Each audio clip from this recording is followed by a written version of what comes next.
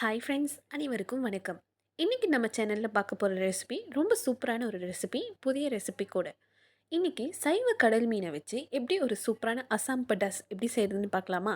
இது வந்து ரொம்ப ஈஸியாக தான். அதுக்கு ஃபர்ஸ்ட்டு நான் ஒரு கடல் மீன் எடுத்துக்கிட்டேன். அதை வந்து பாதியாக எடுத்து இந்த மாதிரி குட்டி குட்டி நறுக்கி எடுத்துக்கிட்டேன். உங்களுக்கு எந்த ஷேப்பில் வேணுமோ நீங்கள் அந்த ஷேப்பில் நறுக்கி எடுத்துக்கலாம்.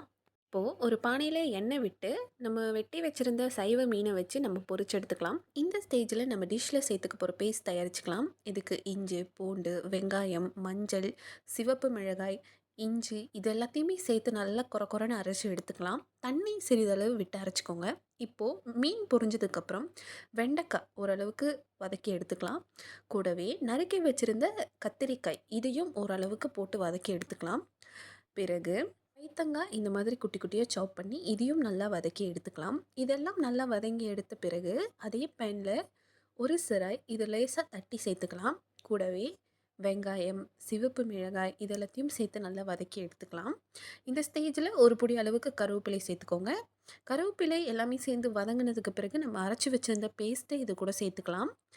இந்த பேஸ்ட்டோட சேர்த்து ஒரு கரண்டி அளவுக்கு சிவப்பு மிளகாய், அதாவது அரைச்சி வச்சுருந்த சிவப்பு மிளகாய் சேர்த்துக்கலாம். 2 பச்சை மிளகாய், அதுக்கப்புறம் தக்காளி இது எல்லாத்தையும் சேர்த்து நல்லா கிளறி விட்ட பிறகு நம்ம ஏற்கனவே எண்ணெயில் போட்டு வதக்கி வச்சுருந்த இந்த காய்கறிகள்லாம் சேர்த்து ஒரு கிளறிக்கலாம்.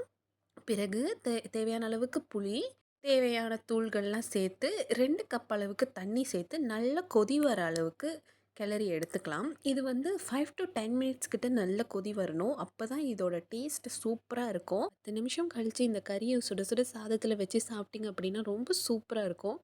ஈஸியான முறையில் கிட்ஸ்க்கு பிடிக்கும். மறக்காமல் ட்ரை பண்ணி பாருங்கள். பாய்.